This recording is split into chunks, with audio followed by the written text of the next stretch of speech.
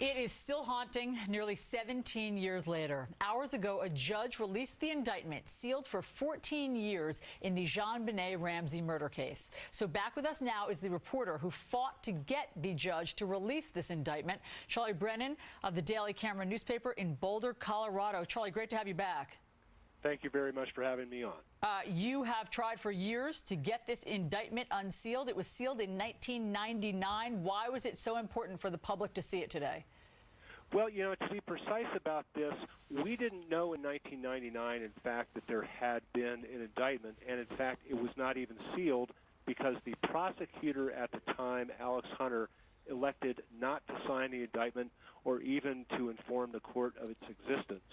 So it was really only actually in the last couple years as a reporter on the case that I learned of its existence. Right, and that's when you started pressing and suing, in fact, to get it opened up. But why did you think it was so important after all of this time to see what was in this indictment? People who have followed the JonBenet Ramsey case know that there has always been so much mystery and so much question about so many facts around the case. And I, in fact, had reported in the Boulder Daily Camera in January the fact of the indictment's existence, but at that time we still didn't have the actual piece of paper, and I knew that until we had that, people many might remain skeptical and doubt whether this was something that was really true. I knew that I needed the actual paperwork before people would accept that, in fact, in 1999, 12 people did, in fact, vote to indict both John and Patsy Ramsey on child abuse resulting in death. And Charlie, that was great. You got it. I mean, people thought it might have been an urban myth that they were actually indicted. It was never confirmed until today, and you are responsible for getting that into the public record. Charlie Brennan, thanks so much for your great reporting and for sharing it with us.